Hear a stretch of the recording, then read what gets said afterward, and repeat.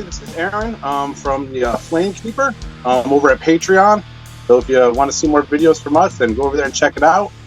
Right now, I'm going to be doing a new series of a lot of underappreciated artists, unheralded artists, I think, that don't get enough credit in the scene.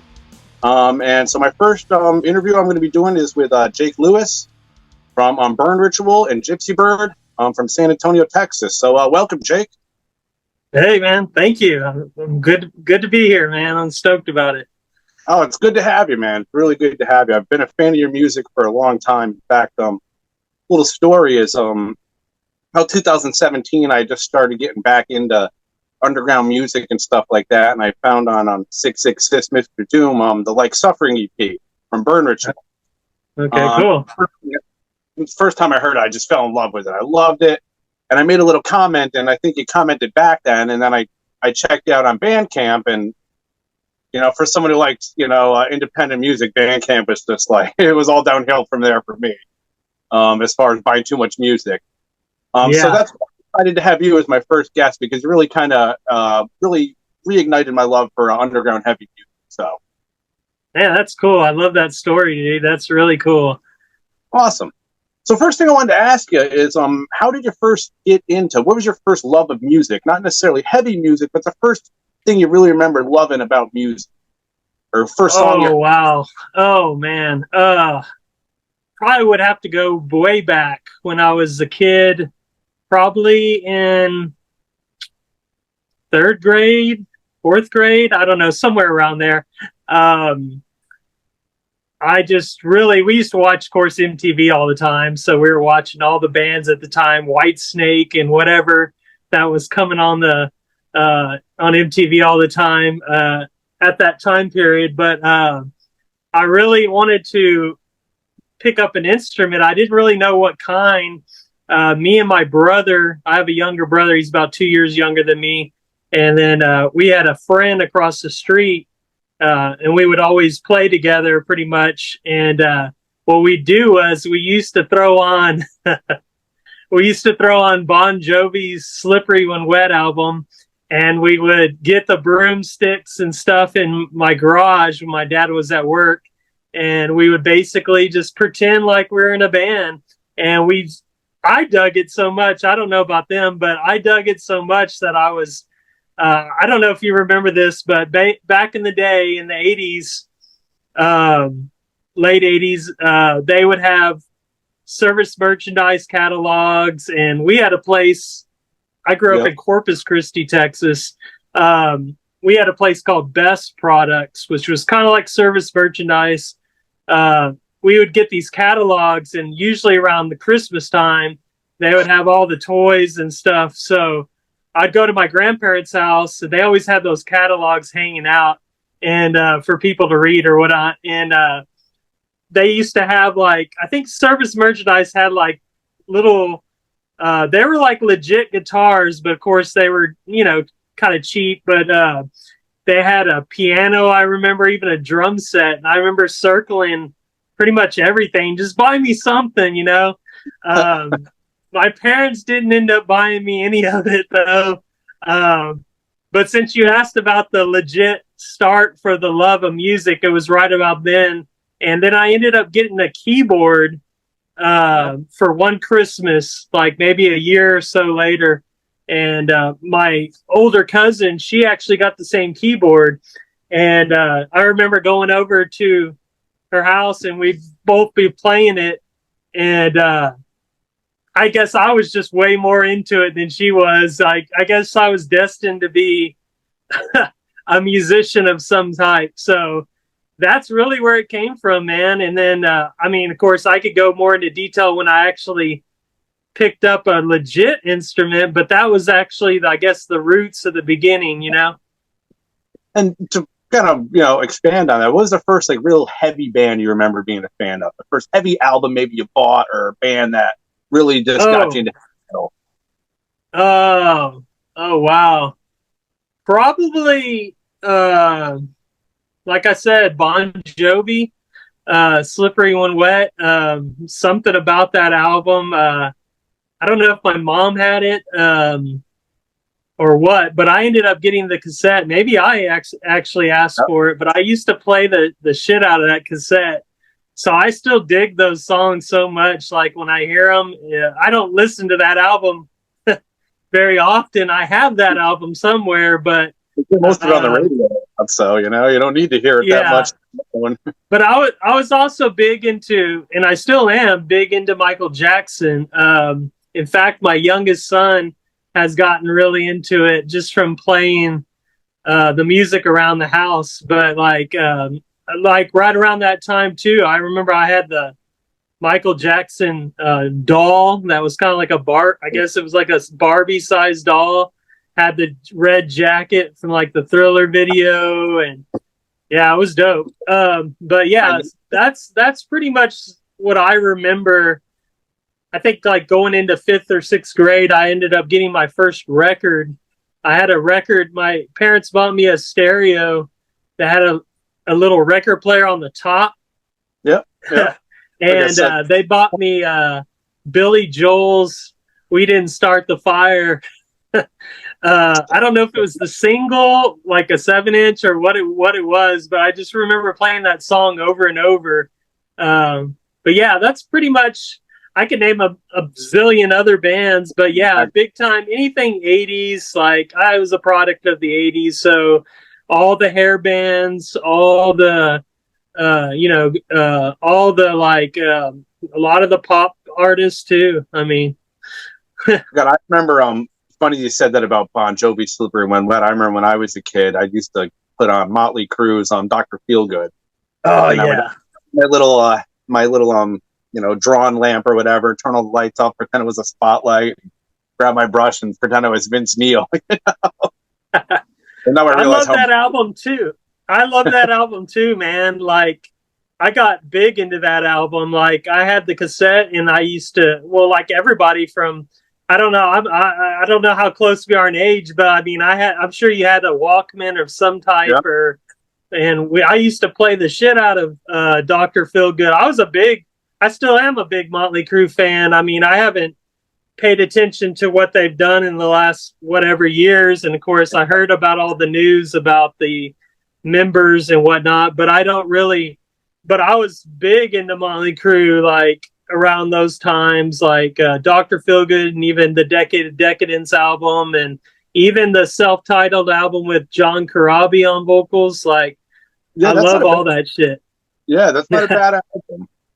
It's definitely different than the other stuff, you know. But so that album gets like, it's like almost like a cult classic now. Like everybody loves it now. I'm like, why didn't you love it back then? Like that dude could still be in the band. Like they were super heavy on that album. Like, and I believe I'm a big Tommy Lee fan, I was a drummer before I played guitar. So like he was one of my heroes on drums, and he kicks fucking ass on that album. That's his best, in my opinion, his best playing is on that album.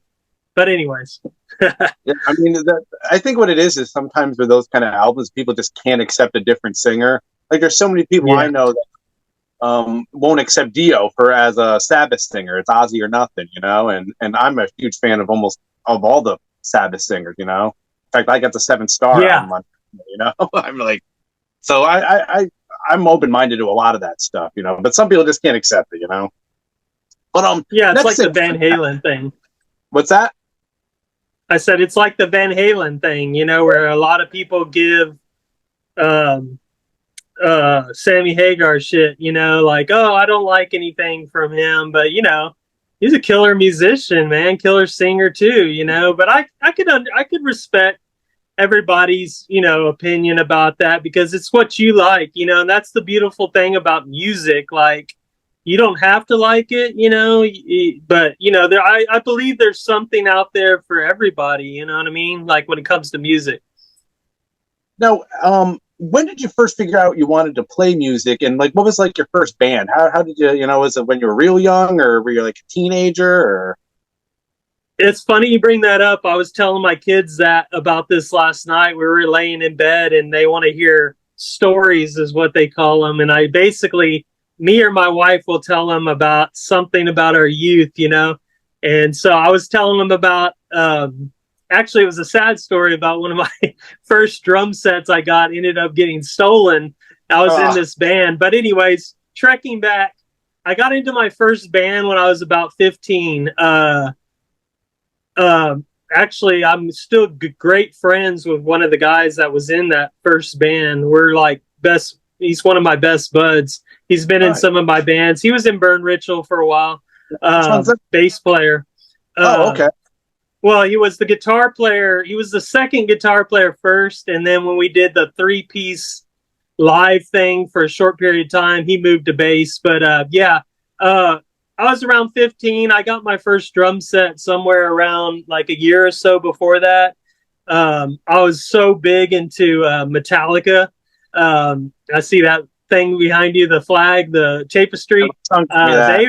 If it wasn't for Lars Ulrich, I don't know if I would maybe ever have, got that deep into music. But I remember, unlike a lot of people that say, "Oh man, Master Puppets, Justice," I got into a little bit late. I got into the Black Album when it was just coming out, and I was just like in awe of like the whole thing, like Lars's presence, the whole thing.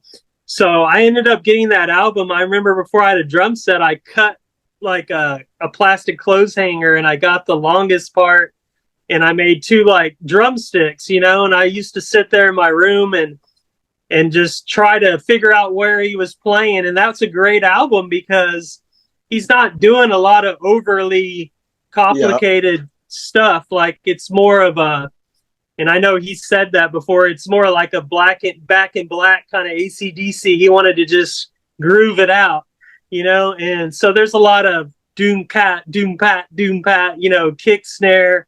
So it's a great album to learn for any kid that wants to learn playing drums. But yeah, man, I got into that, and I started and then I got I begged my parents for my first drum set.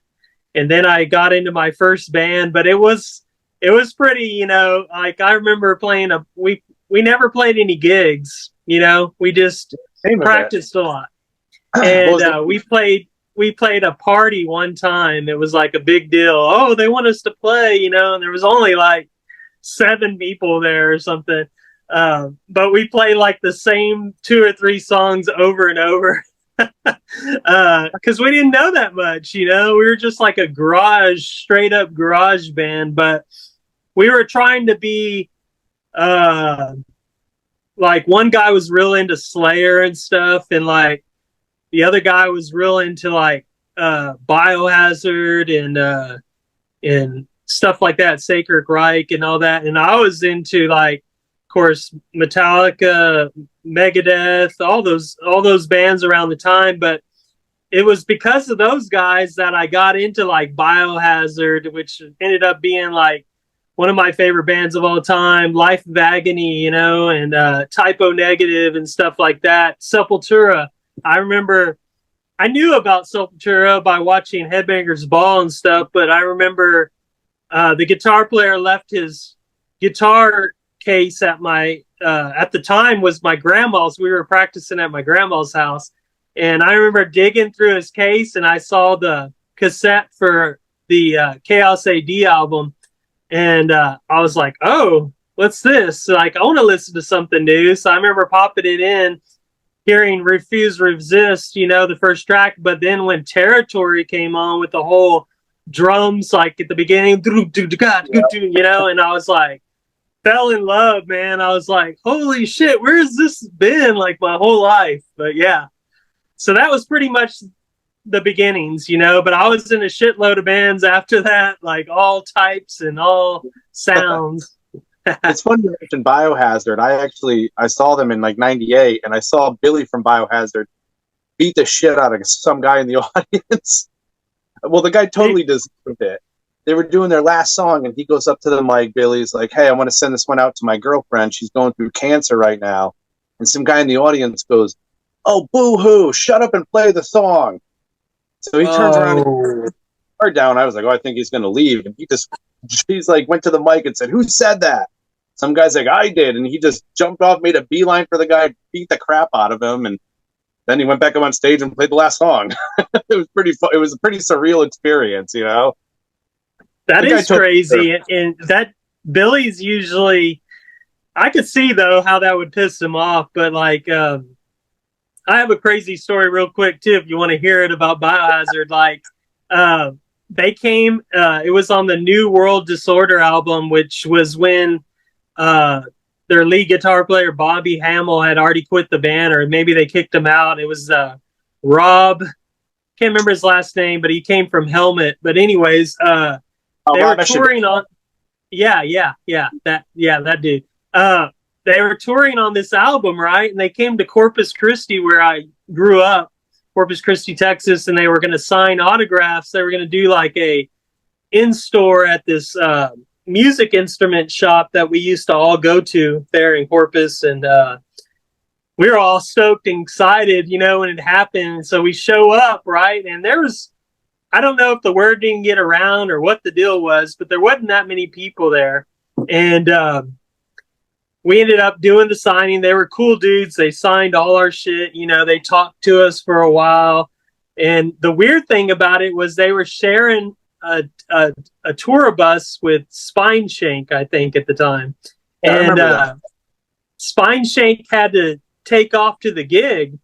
And so they left them basically there. And they're like, well, we'll get a ride, you know. So after they were done, they were like, well, how are you going to get to the gig? Like, so my buddy, he's like, Jake's got a car. Jake's got a car.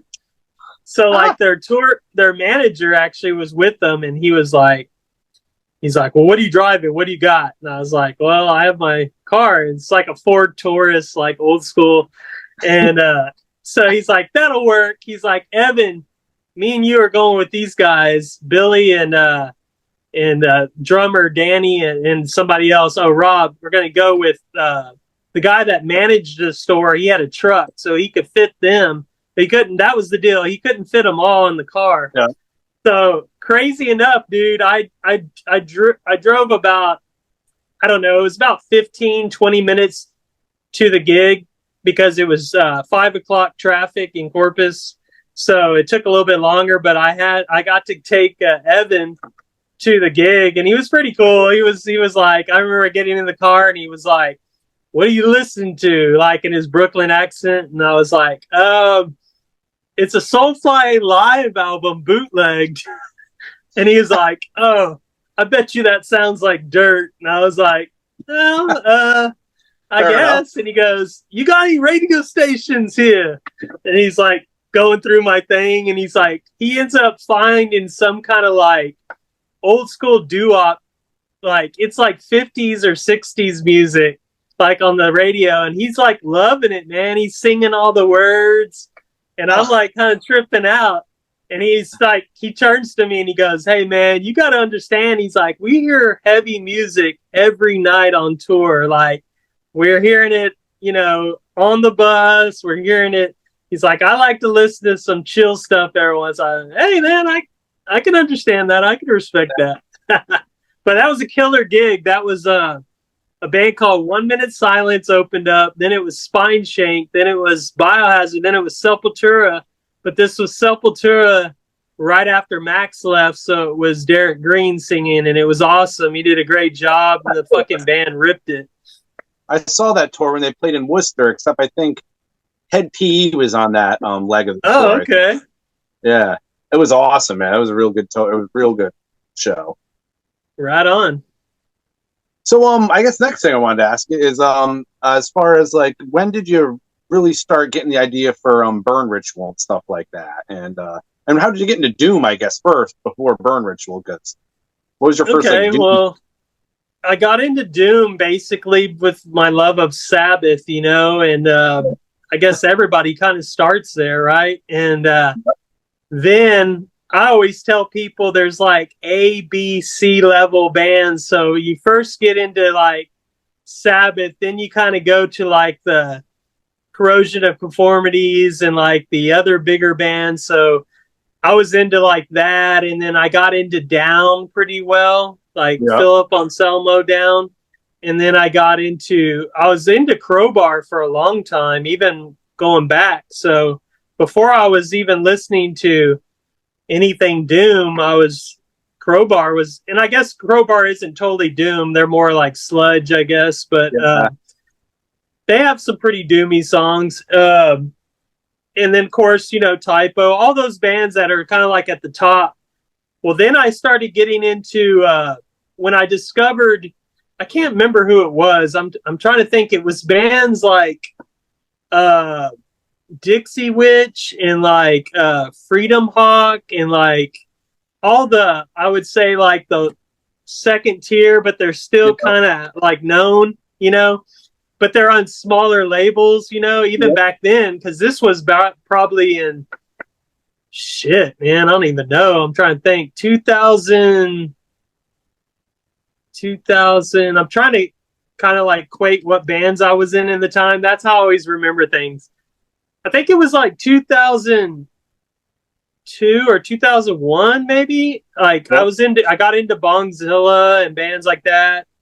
And basically, like everybody, one thing leads to another. You start discovering more and more bands. And then, so as the years went by, I really wanted to do a band like that. I started messing around more with guitar. I was primarily a drummer in all my bands. I was in a lot of metal bands. I was in some hardcore bands. And so when I got into like that kind of stuff, like I guess you could say more stoner rock than doom. Yeah. I started Alabama Thunder Pussy, all those bands that like I guess everybody kind of yeah, and started playing that kind of stuff on my guitar, just kind of like emulating that whole thing. And I was like, shit, I would like to do a band where I kind of play guitar instead of playing drums. And trying to remember, I tried to do like a stoner rock band while I was in Corpus. I had a buddy that played drums in another band, and he was really into the same shit. He loved Bongzilla and Electric Wizard, and he was a killer fucking drummer, a guy named Steve. But we just never could get it together. It was just like me and him. And like, that's the thing, I guess, a lot of people that probably play Doom and Stoner probably realize that it's really hard to find 3 or 4 guys in the same city that are kind of all into that. You know what I mean? Like usually you'll find a few, and then maybe there's a guy that wants to just jam because, yeah, I like heavy metal or whatever. I like metal. And it's like, well, it's not really. And I always say you got to have, like, even as the drummer, actually more as the drummer, you have to have, like, you have to swing to play Doom and Stoner. It's almost like being in a blues band. Like, if you don't have that feel, like, it just not going to work out, So the guy that I'm talking about, he swung really good. He loved Sabbath. He loved Bill Ward. And, but it just never worked out. We tried to do something, never could find the right singer. So I ended up squashing it for a while, doing some other shit. And then I moved up to San Antonio, did a few bands for a few years. And this is how I'm going to fade into the burn ritual thing. I ended up doing a second time, like, okay, shit. I was playing drums in a band called the Tractor Brothers. And we were playing gigs all over, We'd play in Austin, Round Rock, here, different places, New Braunfels, and we would do a lot of covers too, so we'd get paid pretty well. And we were doing like Drive-By Truckers, Tom Petty. Oh, I love the Drive. Yeah, me too. They're killer. Shit like that, like stuff people would want to hear, and then we would mix in our own shit, like. And that's what I was stoked on. We even cut a little 5-song EP album, whatever you want to call it, but it just never gained any traction. But I really loved being in that band. We had like kind of like a Blackberry Smoke thing going on, but not as good as those dudes. But, that's what we were aiming for. A lot of people thought we were country by our name, but we're like, no, man, we're more rock and roll. So I ended up quitting that band because I was like, shit, I just want to go back to playing heavy music again. I kind of missed it. And I ended up doing a band called Scissor Jack for a while, and I was playing guitar in that band. And we put out an album, and shit was pretty good for a while. We went through a lot of members, and then I ended up kind of fizzling that out, and that's when I started a band called King Earth. And I was really stoked on that because that was like the real trying to be, because like Scissor Jack had elements of stoner rock and doom, but it was kind of like a mixture of all kinds of stuff. A lot of shit was going on. We had like some radio rock stuff going on, and so like King Earth, I was like, fuck it, let's do like some straight up like stoner rock, doom, whatever you want to call it.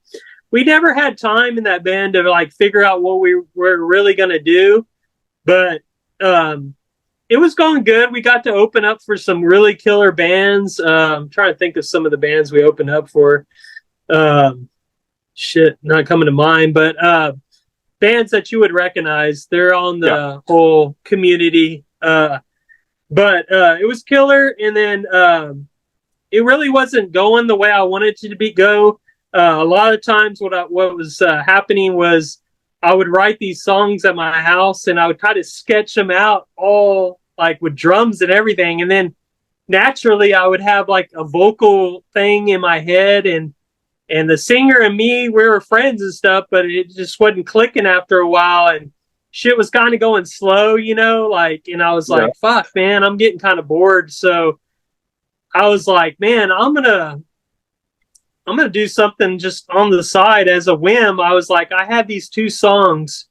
I had a bunch of songs, but these two in particular stood out to me, and it was the ones that ended up on that EP you're talking about, Unleash the Dogs and Like Suffering. And just one weekend, my wife ended up taking the kids, and she went up to Dallas to see her friend and hang out. So I was here at the pad all by myself, had nothing to do. And I remember I had just had a bad earache. And so I went to the doctor, and he had gave me steroids and some other shit. So I don't know if it was the combination of that, and like I was smoking a lot back then too. So and so I just was up all night, and I was just fucking around with music. And I remember writing those songs, and I was sketching them out, and just on the program. And I got so far where I was already making like the video for Like Suffering. Like I was gathering, because I loved the way a lot of the stoner rock bands and doom bands were pasting together footage from old horror movies and stuff. And like I was like, shit, that's easy for me, like, because I've always fucked with video. And I was like, I'll just get the shit off YouTube and chop it up and put it in my program. And then so I had pretty much everything already sketched out. It was kind of crazy, dude. And I didn't say anything to the guys in King Earth or anything. I just was like, I'm doing this shit, you know. And I remember we had a gig like coming up, and I think right around that time, I sent the thing off to be mastered by Tony Reed over there at the guy from Moss Generator. And so he sent it back, and I remember I was like, I don't know what's going to happen with this. I don't know if anybody's going to like this, but I'm putting it on Bandcamp. I'm going to put it on. I got a hold of the guy from Mr. Doom 666, or he actually might have picked it up on his own. I can't remember if I hit him up or not, but it just took off, dude. I think it came out on a Friday, if I believe, and it just kind of, I remember at night I went to bed, and then the next morning I looked at my phone, and it's like blew up with all this stuff, like, because I only sold the two songs for like $1 or something, I think. So it was like $1, you know, and I think people dug the two songs, and they're like, fuck it, it's $1, you know. And it was only digital. And so after that, I had had taken enough money from the sales, and I ordered some CDs, and I had crazy enough, I had a few like micro labels hit me up, and I won't name any names because some of them aren't even around anymore, but a few of them were like, "Oh man, put this out on blah blah blah," and I'm like, at first I was like, no, not right now. Like I want to just do it myself. But then I got hit up by I can't remember what they're called, but they're a tape record label, and out of man, I can't remember. They're out of somewhere in Asia. I can't remember. But they picked up, they wanted to put out cassettes, and I was like, hell yeah, that's cool. I've never had a cassette, done on any of my shit. So yeah, let's do it. So we made a little deal, and that's how it all happened, man. And so it was pretty much after that, I was like, well, this seems to be kind of cool. People kind of dig it. So I think I should maybe put together a band to play live, which was kind of scary for me because I had never sang in a band before, Yeah. So I remember the first gig, I was kind of shitting bricks. So I was like, fuck, man. But it was a good gig. We played, our first gig was in Austin, and it was opening up for like Destroyer of Light and some other band. What are they called? Man, they're from here. I can't remember what their name is.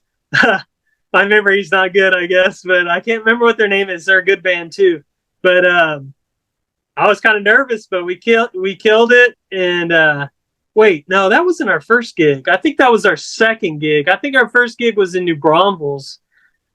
The drummer at the time lived in New Braunfels, and I think he got us our first gig. It was at a bar that doesn't normally have like stoner rock and doom. But and there was a shitload of people there. That's what was intimidating about it. But we went up there and we kicked ass, man. It was good. But ever since then, that's where it kind of went. So now you went from being like doing it by yourself on the EP, and then extended to a 4-piece on the Blood of the Raven full length. Right. Now, how did you get those members in? I mean, I know I think you played with a few of them before, right? Said. Yeah, all those guys that were on the Blood of the Raven album were in King Earth. Oh, okay. So I basically just said, because by time the EP came out, I had already put it on the internet, like on Facebook and my own personal Facebook. So everybody kind of knew about it. And I think I had told them to, like, maybe like before that, I said, hey, I'm doing this thing on the side, it's just for fun, I'm gonna just, and they were like, cool, whatever, you're still gonna do King Earth. I'm like, yeah. And but then, like I said, I had no idea what was gonna happen with it. So when it ended up taking off like it did, I was like, well, I kind of just want to focus on this. So I basically just took everybody except for the singer and said, hey, y'all want to, because I already knew those guys. I was comfortable with them. Yeah. It would have been hard.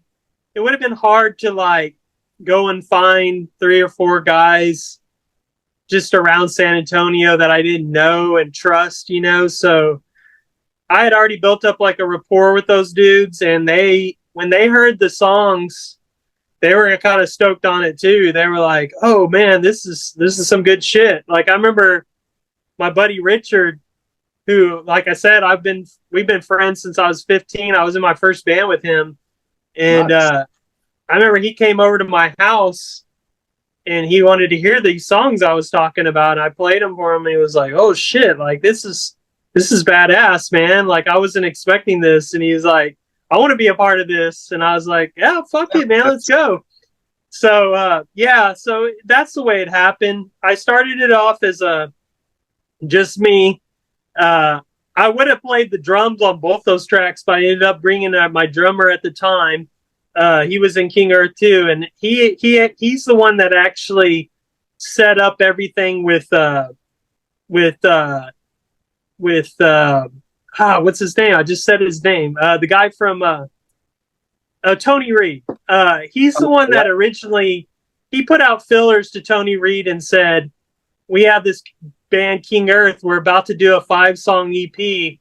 Will you master it? You know, we'll pay you or whatever. And he was like, yeah. So it was one of those things. I feel like he kind of led the groundwork, and I didn't want to just take off with it. So I told him one day, I was like, he had already heard the songs and he dug it. And I was like, well, you want to play drums on the song Like Suffering? I already did the drums for Unleash the Dogs, you know? And he was like, yeah, man, I'll do it. So it was like I remember we just did it on like a 1 or 2 takes, maybe 3 takes. Cause you know, the song's pretty laid back, Like Suffering, it's really groove. And so that's how he ended up being on there. Cause I probably would have just done it. It probably would have just been me by myself. But so fast forward, like I said, Blood of the Raven, we were playing gigs and I was like, fuck, man, we got to come out with an album. And got some love from I put out a lot of feelers out there because I was like trying to see if a record label wanted to put out the full length. And it was really hard to get people to take you seriously when you only have 2 songs out there. So got rejected a little bit. And then Cursed Monk Records from Ireland ended up They're good. saying, fuck yeah. And so dude Roger, who runs it, I don't know if he's still doing it or not, but yeah, he's still putting stuff out. He's still doing it? Yeah, he's still. It's a lot of it's like really like super like heavy kind of. A lot of it's more blackened, death, doom, stuff like that. So not too much like stoner doom, but a little more heavier stuff, you know. Yeah, I remember we were kind of like his only stoner doom, like even his own bands. I think he had like 5 projects. He told me one time, and he was really into the noise stuff, like the heavy ambient stuff. But no, he really, and I'll say this, man, he put a lot of work in for us, and he really believed in us and believed in the music. And so awesome. I'm glad I hooked up with him. We just put a CD only out with him. He at the time, which I can understand because it's a lot of money to put out vinyl. And he didn't have the funds. He wanted to put it out on vinyl, but he's like, I really can't. And I was like, hey man, that's cool. Let's see how it does. So being that it was only digital and CD, it ended up doing pretty good, I think, in my eyes. So we ended up playing gigs, saving up money from the sales from Bandcamp and whatnot. And we ended up taking that and putting out the vinyl version on our own. So Blood of the Raven did have we thought it deserved to have the vinyl treatment, but we were like, fuck it, I guess we're going to pay for it ourselves. And so we ended up doing that, and it was cool. I think my wife like threw in some money, you know, because it was like almost $2,000 at this time. That was back in 2000. It's a little bit more expensive now, but at the time it was pretty expensive for us.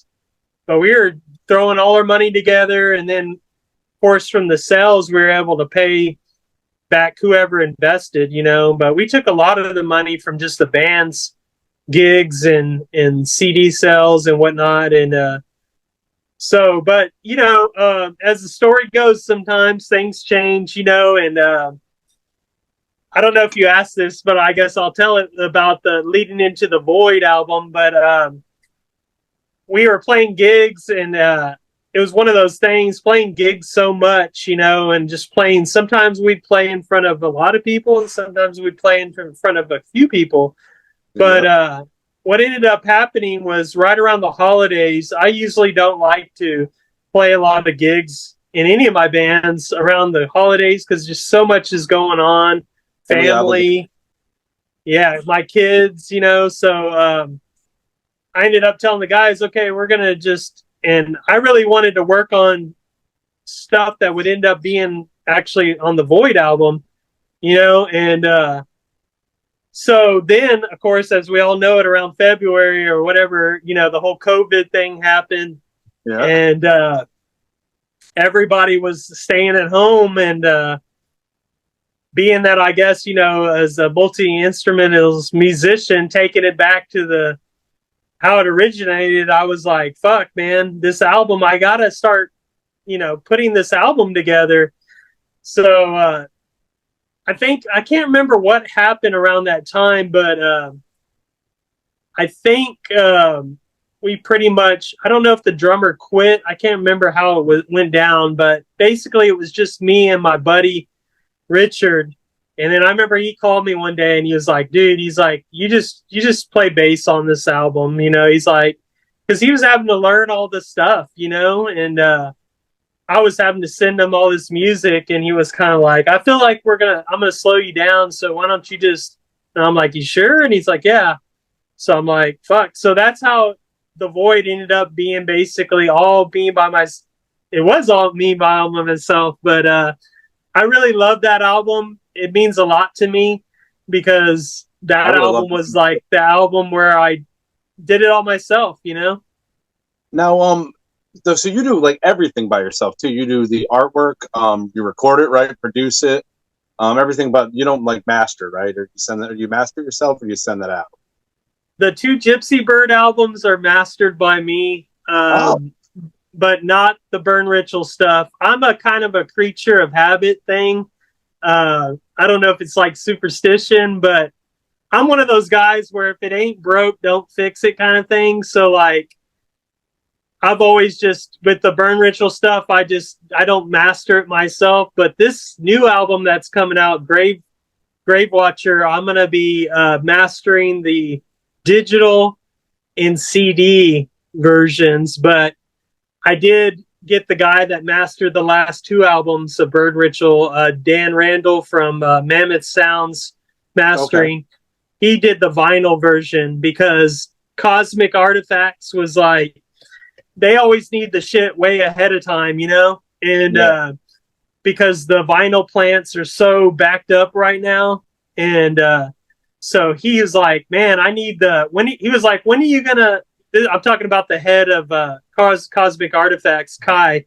He was like, when do you want to put out this album? And I was like, I really want to put it out around Halloween, And he was like, well, he goes, that's cutting it kind of, we could probably do that. He's like, but it might be a little close. And I was like, well, what do you think? Like November? And he's like, well, definitely we don't want to do December because I guess December is a bad month for record sales. I don't know.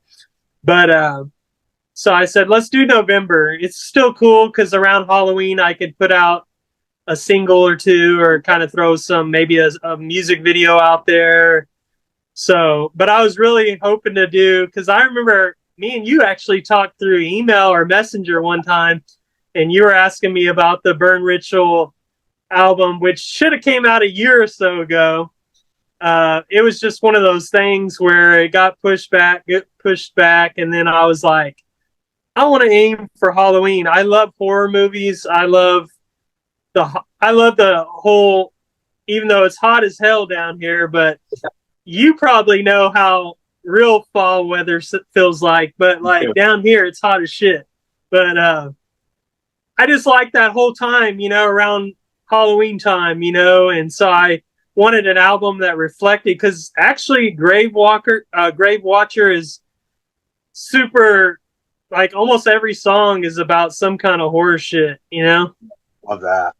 That's another thing. I loved how from the first album, you really, into the second album, you started to incorporate the horror movie samples and a lot more keyboards, I noticed. And I really love that. It gives it more atmosphere and just kind of a creepy vibe, which is great. Well, I appreciate that. Up is Gypsy Bird. How did that come into being? And when you're recording, do you record and say, hey, a Gypsy Bird song, or do you just write a riff and then decide, is this Gypsy Bird or Burn Ritual?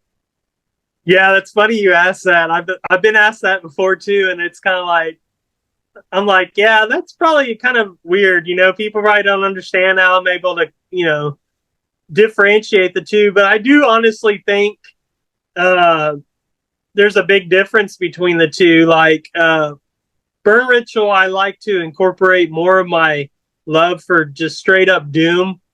Yeah. And like I said, the horror movie shit, like, I couldn't really imagine doing horror movie stuff in Gypsy Bird, but no. But Gypsy Bird just was another outlet for me. I started writing.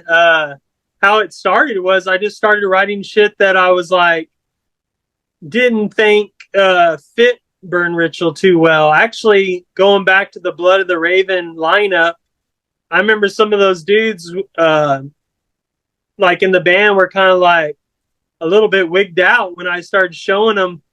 I think I might have showed them 2 songs from the first Gypsy Bird album. I know one was Cosmic Eyes for sure. Yep. I don't know what the other one was, but I think they were kind of like, well, what's going on here? Like, this is a little bit more like blues influenced. And I was like, well, man, I don't know, you know? So I think Cosmic Eyes might have been originally thought to be a Burn Ritual song. I just kind of like let it go where it goes, man, you know, because like I'm into so much different shit, like, and even when it comes to doom and stoner, like I really like bands like Mephistopheles and like the Argentina bands. Like there's a bunch of them. I can't think of what they are on the top of my head, but you know, like I was big into Beastmaker, you know, bands like that. I just Haunt the other weekend. You did? The guy from Beastmaker, his other band Haunt. Yeah, I just saw them last weekend. Yeah, Trevor is such a cool dude. Like, side story, like that's another band. In King Earth, we opened up for MUDHORN, and Beastmaker was on that tour when they came through, and that's how I met Trevor one time. And I remember he just came up to me, and he was like the most like happy, lovable guy. Like, and he was super not like a rock star or like had that whole shitty standoffish attitude. Like he was super sweet and super nice. And I remember he tried to give us some pointers and shit. And like I was already into his band. I remember discovering Beastmaker on YouTube like a month or so before that gig. So I already like loved their shit. Like I was like, man, this is kind of shit I want to play, like the evil sounding shit. Like, and King Earth really wasn't like that. We were more like the stoner rock kind of style. And so like I applaud that dude, and like he's a huge influence for me, like the way he does business and stuff, and the fact that, and a lot of people don't know that about him. Some people don't know that about me. Some people still think, I get emails all the time or stuff, or not all the time, but every once in a while, like people saying like, ban this, ban that, I love your band, like that. I don't think some people know it's just me sometimes. Maybe they don't read the bios or whatever, but that's okay. You know, I like that. I like I like people to have that illusion, you know, like if they know it's just me on an album, that's totally cool. But if they don't, that's cool too. Like, I just want people to listen to the song, you know, and like do whatever in their own head. They can visualize it however. But like, yeah, going back to Trevor, like the way he was doing shit all by himself, like all those Beastmaker albums that came out later during the pandemic, he was, shit was flying out on there. He was putting out albums like every couple of months. And I was like, shit, man, I wish I could do that. Like, but I just didn't have the time or what with the kids and everything. But so I applaud him for all that shit he does. But how do we go off on that? What were you talking about? Oh, Gypsy Bird. We're talking about I don't even remember. Oh, yes. Like, how do you know which is a Burn Ritual song and which is a Gypsy Bird? And and as far as and I guess I was going to comment. I think you kind of already went into that, but to me, the distinction, I hear like Sabbath and Burn Ritual, and I hear a lot of Mountain and kind of like Joe Walsh, James Gang, more blues based than Gypsy Bird. Because I'm a huge Mountain fan. I love, so I hear a lot of Leslie West in your tone and stuff for Gypsy Bird. Yeah, I appreciate that first of all, but I love a lot of blues stuff. I think me and you have talked about this before, like through Messenger, how Albert King, you know, all the Kings, Freddie King, Albert Collins, all those blues guys, the old stuff. Freddie, I think I already said Freddie King. I love Freddie King. Like, he's one of my favorites. Like, of course, Stevie Ray Vaughan, coming from Texas. My mom used to listen to a lot of Stevie Ray Vaughan. He actually, but as I got older, I got more into, because I was like, when I discovered Albert King, I was like, holy shit! Now I know where Stevie Ray Vaughan stole all the shit from. Like, he got it from Albert King, you know, like his shit's all like. But no, I was big into like a lot of blues rock bands, and like you said, even go back to older stuff, Mountain stuff like that. Started getting into right before Gypsy Bird, though. I got really in. I went down the rabbit hole a lot on YouTube with all those old school 70s proto doom and like rock, you know, heavy rock bands. Like, you know, there's those YouTube channels. Yeah, there's those YouTube channels that just host like old, obscure, like you never heard of these fucking bands. Like, I was listening to a lot of that shit, so I think I was subliminally getting influenced by it. But like I said, I already have a blues rock kind of background, but I was getting into like, and then of course bands like all them Witches and stuff, like listening to a lot of man, what is that YouTube channel that does in Seattle, they do the live KEXP, I think it is. They do a lot of live videos, and they have this real cool room that they have where the bands will come in. And so all them Witches were on there, and there's a lot of like indie bands that come out on there. And I was listening to a lot of that shit, and I was getting, I guess, inspired. And so, yeah, I mean, just to go back to your question, I guess we're going around in circles, but like, I don't really differentiate. I just kind of like write, and sometimes I just know, like, if it's super fucking heavy, it's going to be Burn Ritual, you know? But if it's the other shit, like it's Gypsy Bird, I can always tell, like, when I'm recording, but I record so much different shit. Like, I have some other projects that I've been trying to get off the ground for a couple of years, but they have nothing to do with stoner rock or doom. They're just other shit, like, I'm big into like synth music, like 80s synth stuff, like John Carpenter shit, and like so I fuck around with that kind of stuff, like the whole horror movie soundtrack kind of 80s stuff. And then I've been trying to get off. Actually, this is related to stoner rock and doom. I have another project that's super heavy that I'm trying to get off the ground because it's even heavier than like. Which I don't consider Burn Ritual like super heavy, but I'm just saying like it's a little bit more heavier than that. It's more like Monolord kind of heavy, like the whole dirgy kind of like and so I don't know if it'll ever get released out in the world or anything, but it's definitely there. So, and me and a buddy have kind of worked on that together in the last couple of months or so, but I don't know if it's going to actually come out or not, but hopefully it will, because I think it's really cool. So, but you'll be one of the first people to know about it, man, if it does. Now, you're also like a visual artist, and you do all the videos. Now, is that something you've been trained in, or is it just something you've done out of necessity because you were like, hey, I got to do it out of, because it costs a lot of money to send that stuff out, you know? You hit it right on the head, man. It costs a lot of money. All this shit, everything I do is mainly because of money. I don't have a lot of money. I'm not a person of a lot of money. And so I try to just, ever since before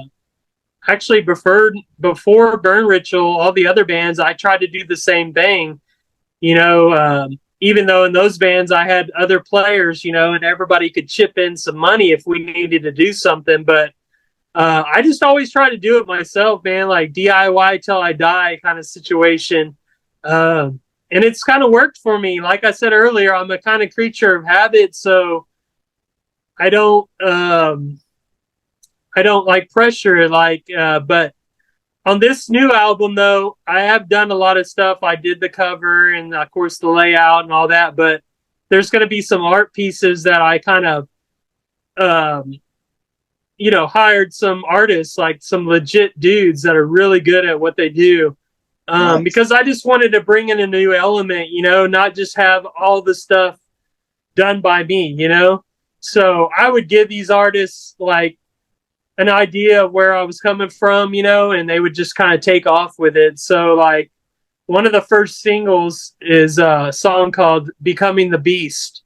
And so I had a guy do some artwork, and it's basically a song about kind of like, it's one of those, you can do whatever, you know, let your mind run with it, but it's basically a werewolf kind of situation. Like, so it's all about like leading up to that and like how the dude feels before he turns into the creature. But when I was writing it, I was like, hey, this could go two ways. If somebody's not into horror, they can think of it as, because we all go through it. There's times where we get built up and like the rage just takes over. Exactly. So like they can take it that way. But the artwork that you're going to see is, you know, werewolf shit. So, Oh, awesome. but yeah. So no, I just done it out of necessity, dude. Like money wise. Plus, I do enjoy like the creative. I love fucking around with manipulation of art and digital and graphic design, digital graphic design and stuff. And just kind of like putting my own like thing on it, my own stamp or whatever you say, you know? Now you also did the artwork for Smoke Mountain, right? Didn't you do one of their covers? Yeah, they were also on that tape, Hellas Records. That's who it was. Okay. Hellas Records put out the first cassette of the first EP, Burn Ritual. And I remember I didn't know about these guys. I had no idea if they were legit. I'm going to get this company to put my shit out. They could totally fuck me. I don't know. But I remember I hit up Smoke Mountain because I noticed they put out their EP through Hellas Records on cassette. So I hit them up and kind of started a friendship with the guitar player and the main dude from that band. So I remember when they were working on their full-length album, he hit me up and he's like, man, would you be interested in doing the artwork? Of course, I was like, fuck yeah, I would, man. That's cool. Like, I've never done that for somebody else. And they kind of told me what I had some art kind of like, I have a lot of files on my, just like there's a ton of song ideas on my Apple computer. I have a ton of other shit on my Windows computer, like artwork and shit. So I had shown him some stuff that I thought maybe would fit his band. And he was like, oh, I like this, I like that. And I actually, when he told me that, would you be interested? I said, yeah, I actually did some stuff based off their name. I mean, it's easy, Smoke Mountain, right? Let's put some mountains and shit. Let's put some, you know, so, but yeah, we worked together on that, and he had some ideas, I had some ideas, and we came out with the cover, and that's actually the lead singer on the cover. Yeah, that's his wife. Oh, okay. Because I originally had some witch lady. It was like some random lady on top of the mountains. He was like, well, maybe we could put Sarah in there. Can we take a picture of her and then send it to you? And you could kind of, I'm like, yeah, we could do that, dude. So that's how that ended up happening. Yeah. That's a good record. I got the record. It's killer, man. That's yeah. Yeah, it is good. So I guess like to bring it all together now, you got a new album coming out in a couple months. So just November 10th. November 10th. Yeah. So what's the name of it, and where is it? Where can we get it at when it comes out? The new album's going to be called Grave Watcher. It'll be November 10th. You'll be able to pick it up through Horse Cosmic Artifacts. They've had my back since the Gypsy Bird days. You know, not the first album, but the second album. Actually, no, The Void. They did the first thing they did with me was The Void.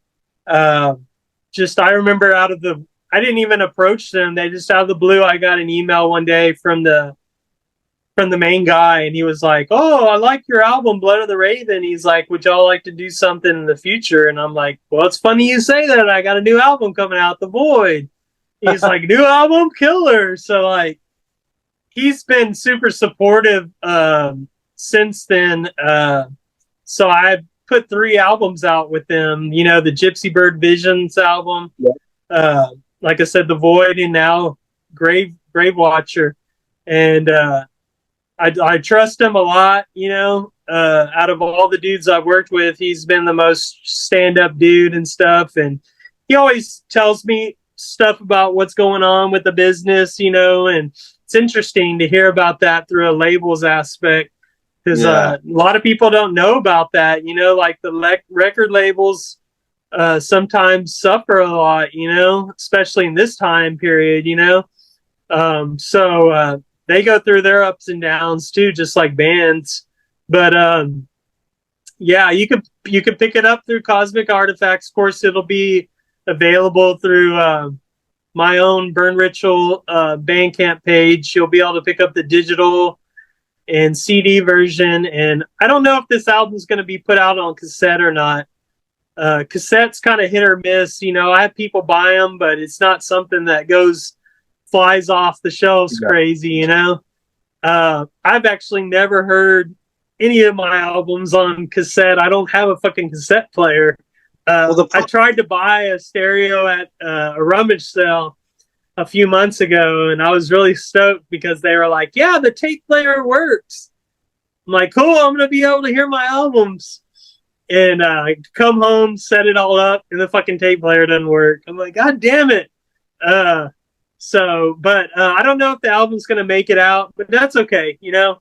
But I'm going to really try, probably starting this next week, you'll start hearing more about the album. I usually like to wait like a whole 2 months before like the whole promotional thing, because I don't want to overkill it. You know, some bands like do it 3 months out, 4 months out. I don't want to overkill, you know, the whole thing with the promotions, like slamming it down people's throat. But like, I got to put it out there, you know, and put it on social media and let people know.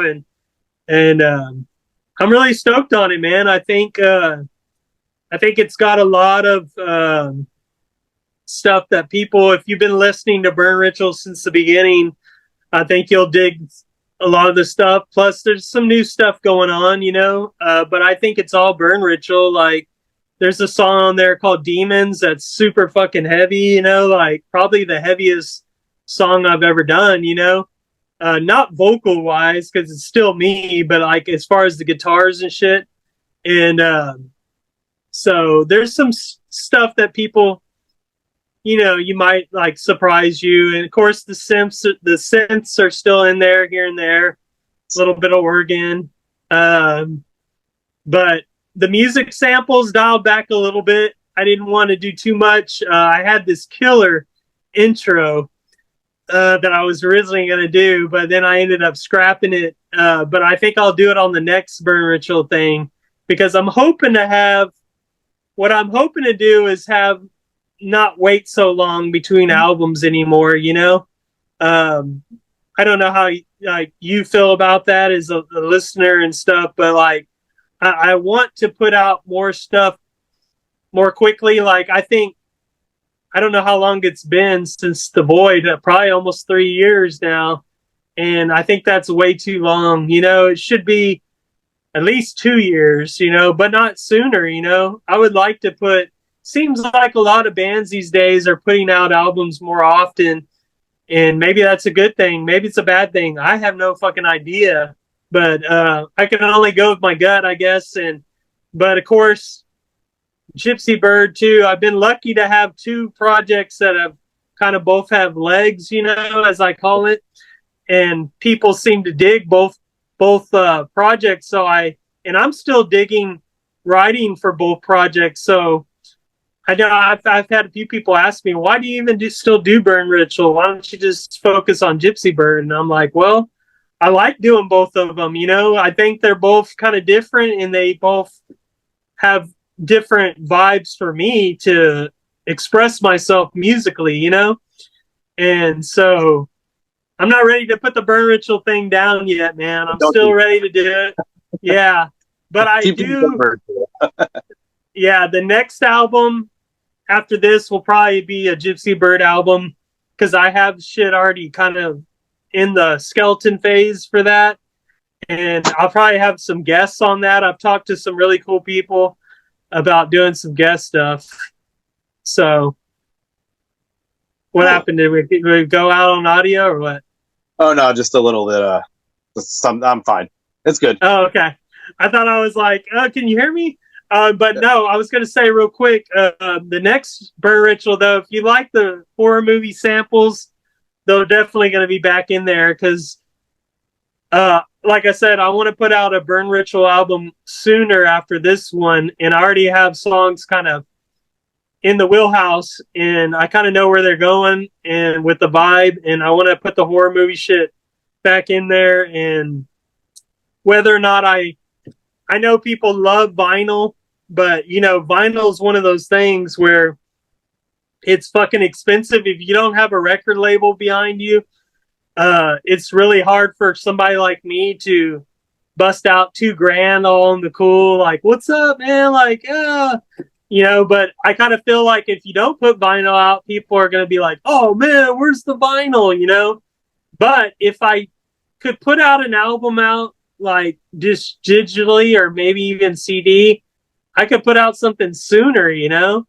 But I'm not saying the next thing isn't going to be on vinyl. There's always a chance there is, but like, I just have to see what's happening, like in the future. But rest assured, there will always be something to listen to. You know what I mean? Well, that's good to hear. Yeah. Well, that probably about wraps it up for the interview. I think all right, man. Got all the information that I wanted to ask you. So I just wanted to sign off by saying thanks for the Flamekeeper on Patreon and Jason and Mark there for letting me do this. I really appreciate it. And thanks for Jake for being on and doing my first interview. Appreciate it. Is there anything else you want to say or? No, man. I appreciate you having me on. I appreciate everything. You did a great job. This is your first one. You did a great job, man. And just appreciate it and appreciate it. Whoever watches this, man, check out Burn Ritual, check out Gypsy Bird. I appreciate all the support everybody's given me over the years. It's been badass. It's been a nice little ride, man. And I'm hoping to continue to put out music. So that's about it, man. All right, awesome. Appreciate your support. Thank you. Well, we're signing off for the Flamekeeper VIP on Patreon.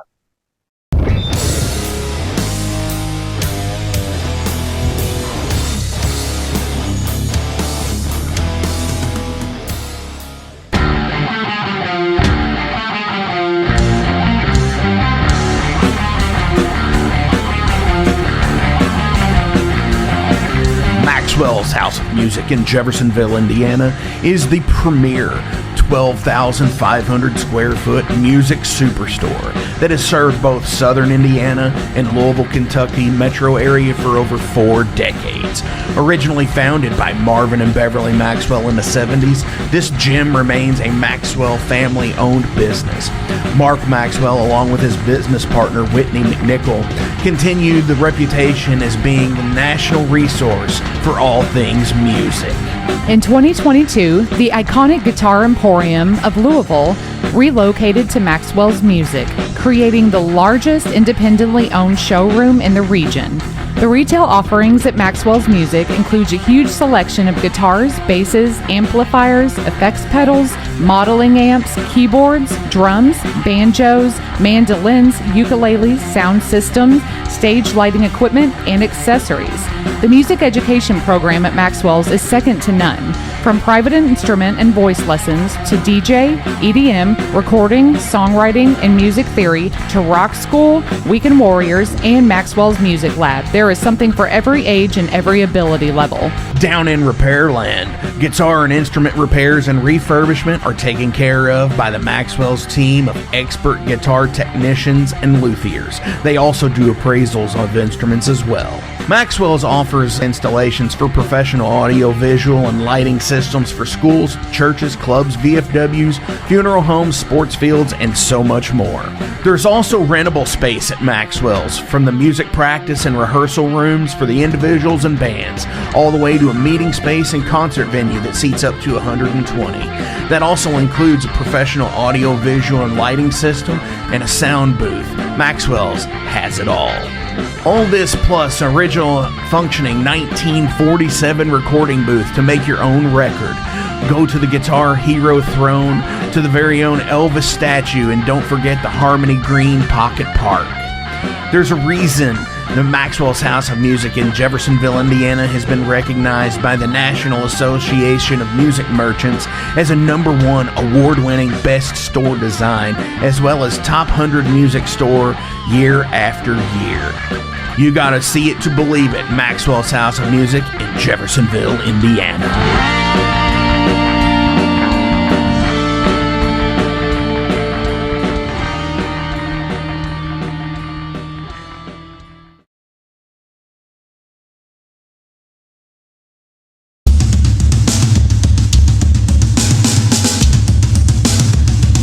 For 45 years and keeping Louisville weird, Electric Ladyland has been there for all your eccentricities. While they do offer the best smoking supplies out on the market today, there's a whole lot more to check out. From ashtrays and blacklight posters, to records, incense and burners, and items to stock your metaphysical supply. They're open from 10 to 10, 7 days a week. Located at 2325 Bardstown Road in Louisville, Kentucky, and at electricladyland420.com. Roll out.